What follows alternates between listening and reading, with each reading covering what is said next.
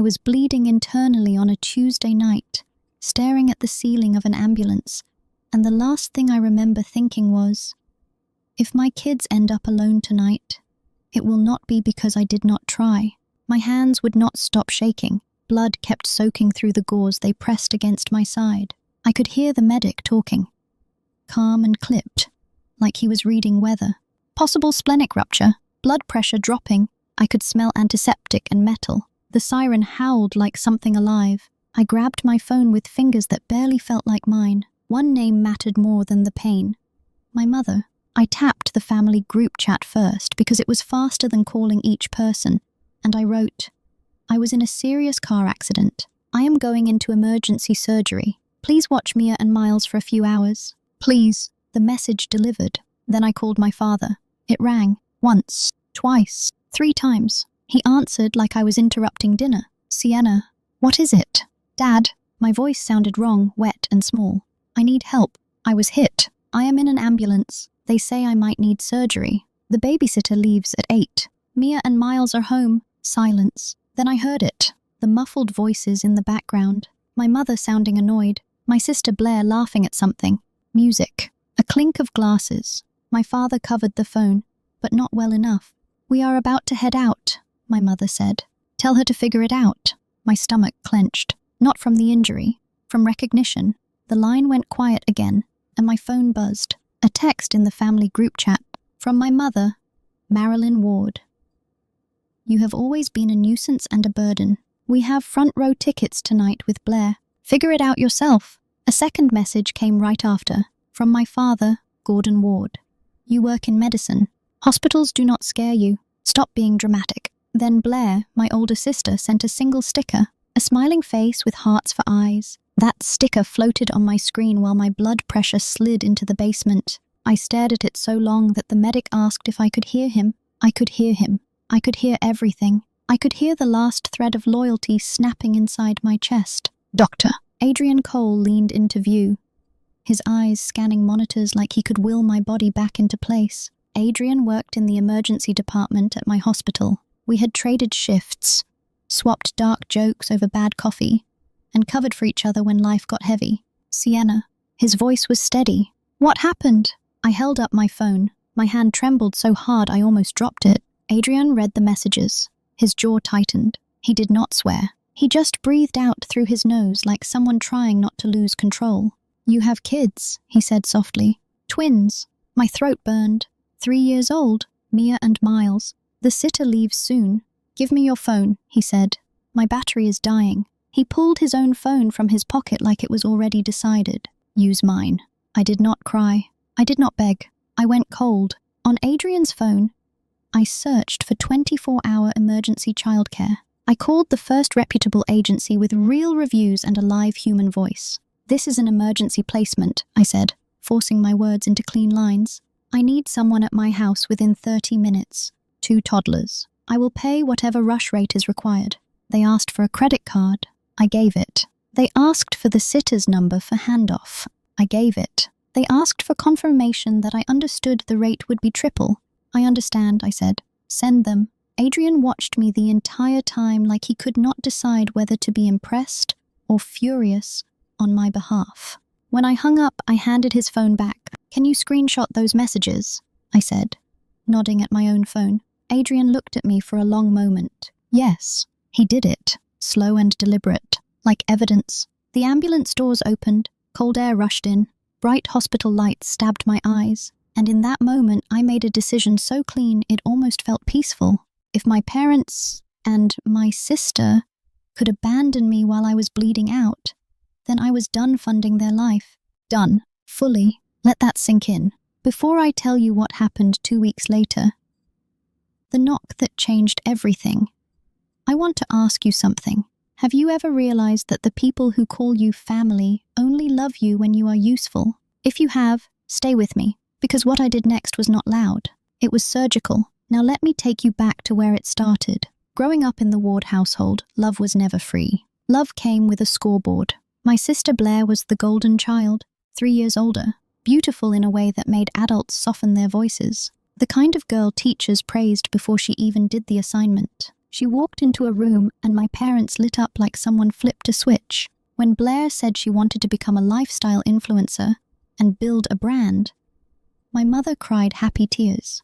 My father called her a visionary. They bought her a ring light before she even had a plan. When I said I wanted to become a doctor, my father blinked and nodded. That is practical. That was it. Practical. Like I had announced I wanted to buy a vacuum cleaner. I swallowed it. I told myself it did not matter. I buried myself in books. I fought my way through undergrad and medical school with scholarships, loans, and sheer stubbornness.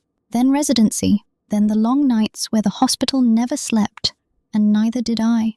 I told myself I did not need applause. But the favoritism was not just emotional. It was financial. And I did not see it at first because I was trained to fix what was broken, not question why it kept breaking. 8 years ago, right after I finished medical school, my father called me late one evening. His voice carried that specific kind of shame men use when they want you to rescue them without asking questions. "Sienna," he said, "we are in a bind this month. The mortgage is due. We just need a little help.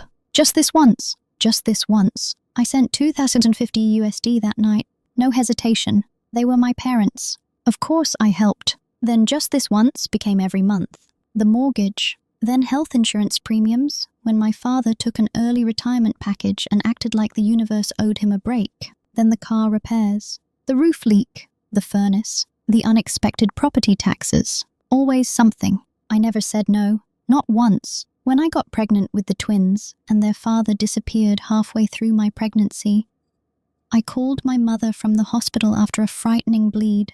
I was terrified, alone, trying to keep 2 tiny heartbeats alive inside my body, while mine hammered against my ribs.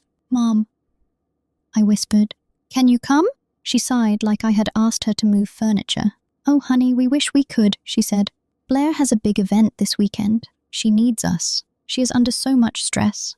They did not come. Not for that hospital visit. Not for the birth. Not for the first month when I was nursing 2 newborns and studying for boards while surviving on 4 minutes of sleep at a time.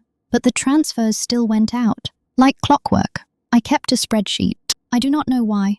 Maybe the rational part of my brain needed proof that I was not imagining it. Maybe I needed receipts because my family had a habit of rewriting history. By the time I was a 3rd-year resident, the total was horrifying. 88 months of mortgage payments, insurance, repairs, loans that were never repaid, temporary help that turned permanent. It was around $348,000, and they still called me a burden. If that number makes your stomach flip, you understand why the text message in the ambulance did not just hurt. It clarified everything. The surgery lasted 4 hours. A ruptured spleen, internal bleeding. The surgeon told me later that I had been minutes from a different outcome. I spent 5 days in the hospital, 5 days of morphine haze, vitals checks, and the weird quiet of being alive when you almost were not. Not one call from my parents, not one visit, no flowers, no "how are you?" No "we are sorry." The emergency nanny service cost me more than I wanted to think about. But they handled everything with professional grace. They coordinated with my regular sitter. They kept Mia and Miles safe. They sent me daily photos. Strangers showed up when my blood did not. On day 3, I asked for my laptop. My incision ached every time I shifted. The nurse frowned. "Are you sure you should be working?" "I am not working," I said. "I am surviving." I logged into my banking app. The automatic transfers stared back at me, neat and obedient. I cancelled every single one. Mortgage payment, cancelled. Insurance premium, cancelled. The little extra transfers I used to send just because, cancelled. Then I opened my phone settings and blocked numbers. My father, my mother, Blair. It was quiet. No dramatic music, no tears. Just the sensation of setting down a weight I had carried so long I forgot it was there. Adrian visited later that afternoon, carrying a coffee like he did not know what else to bring. "How are you feeling?" he asked. I looked at him and said the truth. "I feel better. For the first time in 8 years, I feel better." He nodded once, like he understood exactly what I meant. 2 weeks after I came home, I moved slowly through my kitchen, still tender, still alive. Mia and Miles were at the table, coloring with sticky fingers. I was making pancakes because it was Saturday and I wanted normal. Butter sizzled. Maple syrup waited. The sun poured through my window like nothing had happened. Then the knock came. 3 sharp knocks, spaced like a warning. My heart stuttered. My hands went damp. I looked through the peephole and froze. A tall man stood on my porch in a wool coat, silver hair combed back, posture like he still owned every room he entered. Judge Everett Ward, my grandfather. I had not seen him in almost 3 years. Despite living less than an hour away, my parents always had excuses. He was too busy. He traveled. He was tired. The truth was simpler. They kept him away because he saw too much. I opened the door. He pulled me into a hug so firm it made my incision ache, and I did not even care. "Sienna," he said, voice rough, "let me look at you." His eyes swept my face, then dropped to my guarded posture. "I know," he said quietly. I swallowed. "Grandpa, He lifted a hand. "You do not need to explain. Eleanor told me." Eleanor, my great-aunt, my mother's sister, the only person in my family who ever looked at me like I mattered. Grandpa Everett stepped inside, and Mia and Miles ran to him like they recognized kindness on sight. He crouched, smiled, and let them climb on him like he was a jungle gym. Then he stood, reached into his coat, and pulled out a cream-colored envelope. "An invitation. My retirement gala," he said. "Next Saturday. The entire family will be there. The entire community too." My stomach tightened. I do not know if I can handle that. He met my eyes. His were sharp, steady, the eyes that had held criminals and liars in place for decades. "You can," he said, "because you will not be alone." He glanced at my children, then back to me. "And because there are things that need to be said out loud." I sat with him at my kitchen table while he sipped coffee like it was evidence in a case. "Do you still have records?" he asked. "Of the money you sent your parents?" I nodded slowly. "Yes, every transfer." "Good," he said, like a judge stamping a document. "Bring them." My throat felt tight. "Grandpa, what are you going to do?" He leaned forward just slightly. "I'm going to ask questions," he said, "and I am going to do it where they cannot hide. Facts have a way of speaking for themselves." I stared at my coffee, the surface trembling with my pulse. "What if they hate me?" I whispered. "The ones who matter will not," he said. Then he reached across the table and squeezed my hand. "Warm and solid. And the ones who do never deserved you." That week moved like a storm building. I printed bank statements, transfer confirmations, insurance payments, repairs, everything. I organized it chronologically in a plain folder. No drama, no highlighted insults, just dates and amounts, like a medical chart. Aunt Tessa came over 3 days before the gala. She was blunt, sharp-tongued, and allergic to family lies. She flipped through the folder and her face went dark. "About 352,000 USD, she said flatly. "And they called you a burden." I pressed my palms to the counter. "I do not want to destroy the family." Tessa snorted. "You are not destroying anything. You are taking away their favorite weapon, your silence." That night, I got a text from a cousin. "Blair has been telling everyone you are acting unstable since the accident. Just thought you should know." I stared at the screen until it blurred. Of course she was. Blair always controlled the story. She could not let truth walk into a room without trying to trip it. The evening of my grandfather's retirement gala, I dressed with careful simplicity. Navy dress, clean lines, no jewelry except my wedding ring on a chain around my neck.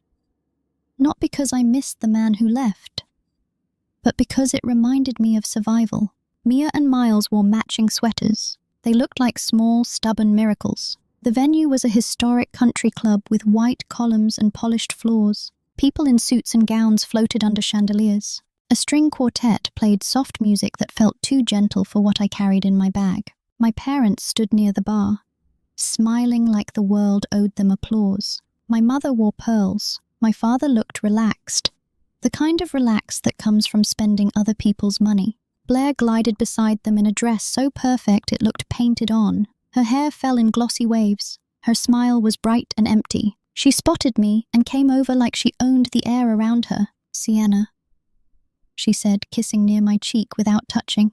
"We heard about your accident. How scary. Are you okay?" I met her eyes. "I almost died," I said. Her smile twitched. "My mom said it was minor," she murmured. "She was not there," I said. Blair's eyes hardened for half a second. Then she smoothed it away like makeup.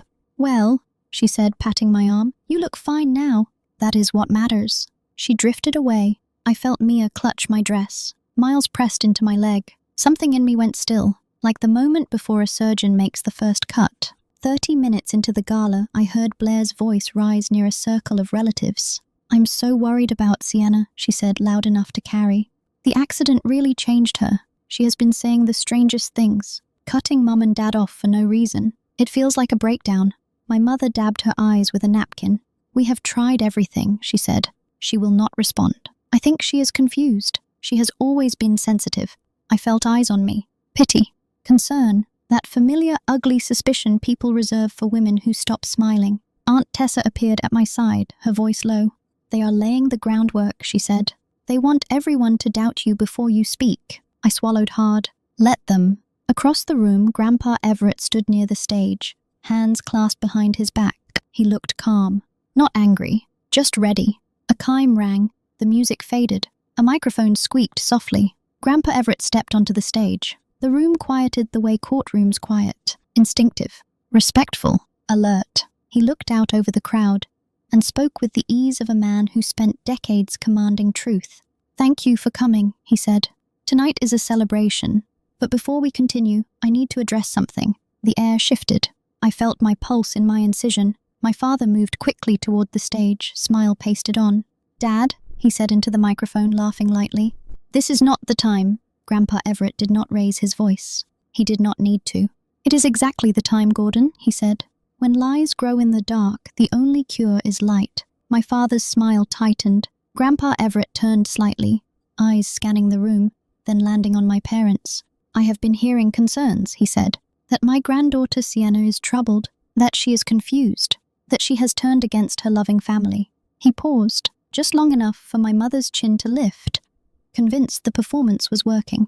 "Now," Grandpa said, "I would like to ask a simple question." He faced my father. "Gordon," he said, "who has been paying the mortgage on your home for the past 8 years?" A murmur rippled. My father blinked, caught off guard. "What?" he said, laughing too loudly. "That is ridiculous." "Is it?" Grandpa asked. My mother's face tightened. "We handle our own bills," she snapped. Grandpa Everett reached down and lifted a folder from the podium.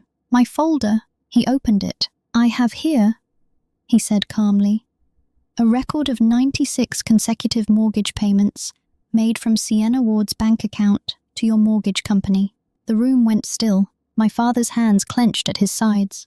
That is a misunderstanding," my mother stammered. She offered. "We never forced her." "No one is claiming you forced her," Grandpa said.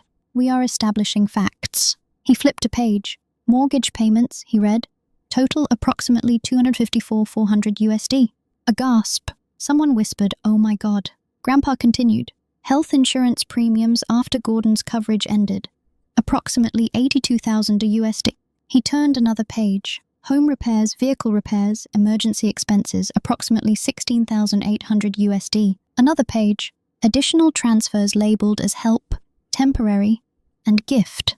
Approximately $12,900 USD. He closed the folder gently. "Total," he said, voice steady, "approximately $360,700 USD. The room erupted into low, shocked noise like a wave pulling back before it crashes. Aunt Tessa stepped forward, voice sharp as glass. "For context," she said, "she did this while finishing residency and raising twins alone." My father's face was pale now. My mother's pearls looked suddenly ridiculous. Blair stood frozen near the bar, her perfect smile gone. Grandpa Everett lifted a hand for silence. "And now," he said, "there is one more piece of evidence." He pulled out his phone. 2 months ago, he said, Sienna was in a serious accident. She was bleeding internally and being rushed to emergency surgery. She called her parents because her children were about to be alone. He looked directly at my mother. "This is the response she received. I will read it exactly." My mother's mouth opened. No sound came out. Grandpa read the message word for word. The same words that had burned into my brain. "You have always been a nuisance and a burden. We have front row tickets tonight with Blair. Figure it out yourself." A stunned silence hit the room like a slap. Then voices exploded. "Oh my God, that is monstrous. She could have died." My father tried to speak. "We did not know it was serious." Grandpa's eyes pinned him. "Did you ask?" he said. My father swallowed. "Did you call back?" Grandpa continued. My father's throat bobbed. No answer. "Did you go to the hospital?" Grandpa asked. My mother started sobbing. The ugly kind, but it did not soften the room. It only exposed her. Blair finally found her voice brittle and high. "This is out of context," she said. "You are making us look. There is no context that makes that acceptable." Aunt Tessa snapped. Grandpa Everett turned toward me. "Sienna," he said gently, "is there anything you would like to say?" I had not planned to speak. I wanted the facts to do the work. I wanted to hold my children and disappear. But I looked at my parents, at Blair, at the crowd that had believed their story for years, and something in me rose up, calm and immovable. I handed Miles to Aunt Tessa. Mia clung to my dress, her little hands tight. I stepped forward. "My name is Sienna Ward," I said into the microphone. My voice shook once, then steadied. "And for 34 years, I have been trained to believe my needs were an inconvenience." I looked at my parents. "I believed you when you told me Blair needed more support because her life was harder," I said. "I believed you when you told me I could handle things on my own." My mother's face crumpled. "But the night I was bleeding out in an ambulance," I continued, "I finally understood something that is painfully simple." I paused. The room held its breath. "I was not strong to you," I said. "I was convenient." A sound came from somewhere in the crowd. A small broken noise. I kept going. "I did not come here to destroy anyone," I said. "I came because my grandfather invited me, and because I am done paying for love that should have been free." My father lifted his hands like he wanted to stop me. "I'm not sending money anymore," I said. "Not because I cannot. Because I will not." Blair's face twisted. "We are family," she snapped. "Families help each other." I turned and looked at her. "Where were you?" I asked, voice quiet. "When I was pregnant and scared." "Where were you when I was up at 3 in the morning with 2 newborns and an exam in 6 hours? Where were you when I was bleeding out?" Blair opened her mouth. Nothing came out. I looked at my parents again. "I'm not saying this to humiliate you," I said. "I am saying it because the truth matters, and because my children are watching what love looks like." My mother reached toward me, trembling. "Sienna, please," she sobbed. "We did not mean—" "I am not cutting you off forever," I said, and my voice softened just enough to be human. "But I need distance, real distance, and I need accountability, not excuses." I lifted Mia into my arms and took Miles back from Tessa. "If you ever want a relationship with me," I said, "it will be because you changed, not because I paid." The room was silent again, but it was not the old silence that protected my parents. It was a new silence, a silence that belonged to me. My parents left early. No one stopped them. No one rushed to comfort them. Blair followed, head down, like her reflection had finally turned on her. I stayed. People came up to me in small clusters. Cousins I barely knew. Relatives who had believed the story that I was dramatic, difficult, unstable. "I am sorry," one aunt whispered, eyes wet. "We had no idea." "That was the point," Aunt Tessa said beside me. "They wanted no one to know." That night, after I put Mia and Miles to bed at my grandfather's guest room, because he insisted we stay, I sat on the edge of a plush mattress and stared at my hands. They were steady, not because life was easy, because I had finally stopped bleeding myself dry for people who called it love. If you have ever been labeled crazy the moment you set a boundary, I want you to hold on to this. Truth does not need volume. It needs receipts. And if you are still here, I promise you the aftermath is where the real karma shows up. In the weeks that followed, my phone stayed quiet at first. Not because my parents respected my boundary, but because they were stunned. Then the financial reality hit. My father's mortgage payment bounced. The insurance premium lapsed. They tried calling from blocked numbers, then new numbers. Then Blair tried. I did not respond. I set up a new budget instead. The $3,150 I had been sending each month went into a college fund for Mia and Miles. Every transfer I made now felt like a vote for my children's future, not a bribe for my parents' approval. 3 months later, Aunt Tessa called me. "They are selling their house," she said. I sat down slowly. "What?" I asked. "They cannot keep up with the mortgage. They put it on the market last week." I waited for satisfaction, for victory, for something loud. What I felt was exhaustion. Where will they go? "Your uncle is letting them stay in his guest house temporarily," Tessa said. "He told them they need jobs." Real jobs? My parents. Jobs. The idea felt unreal, like imagining the sun reversing direction. "And Blair?" I asked, because my chest still carried old habits. Tessa's laugh was humorless. Blair is flailing, she said. People talk. Her brand took a hit. Sponsors are nervous. Turns out character matters when money is involved. That night, I watched Mia and Miles chase bubbles in my living room, their laughter bright and careless. And I felt something new, not revenge, relief. 6 months after the gala, my phone rang from an unknown number while I was brushing Mia's hair. I almost ignored it. Something made me answer. Sienna, Blair said. Her voice was different, smaller. The polished confidence was gone. Do not hang up, she said quickly. Please. I leaned against the counter, feeling my heart beat steady. I am listening, I said, a shaky breath. Then words I never thought I would hear. I am sorry, Blair said. I am sorry for all of it, for letting them treat you like that, for laughing at that message when you were dying. Silence filled the space between us like a held breath. What do you want? I asked. Nothing, she said, voice cracking. I am not calling for money. I am not calling for you to fix me. I need you to know I see it now. I closed my eyes. How did you not know? I asked softly. Because the truth was not complicated. It was ugly. Blair exhaled like the answer hurt. Because I did not want to, she whispered. I liked being the favorite. I liked that everything came easy. Her voice broke. And now it does not. I let that sit. Then start there, I said. Stand on your own feet. Be better. I am trying, she said. Good, I replied. I hung up, and for the first time I felt something like hope. Not because I trusted her, but because I no longer needed her to become good in order to be okay. 1 year after the accident, I stood in a new apartment 5 minutes from the hospital, in a good school district, with sunlight spilling across cheap hardwood floors. It was not big, it was not glamorous, but it was mine. No silent transfers, no hidden rescue missions, no buying my place in a family that treated me like a wallet. Grandpa Everett had become a fixture in our lives. Every Sunday he picked up Mia and Miles for adventures, which suspiciously involved ice cream and a level of joy my parents never bothered to create. Aunt Tessa became more than a witness. She became my anchor. Adrian stayed my friend, the kind of friend who showed up with coffee and silence and did not ask you to perform gratitude. As for my parents, I did not speak to them directly. I heard through whispers that my father worked part-time at a hardware store, stiff-backed and humiliated. My mother did bookkeeping for a small community center, the kind of work she used to dismiss as beneath our family. They were not thriving, but they were surviving, and that was the point. When I lay in that ambulance bleeding and terrified, I did not just cut off money. I cut off the lie that my worth depended on what I could provide. If you take nothing else from this story, take this.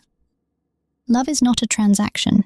Love is not a reward for being useful. And if the people who raised you call your self-respect betrayal, then maybe they never deserved your loyalty in the first place.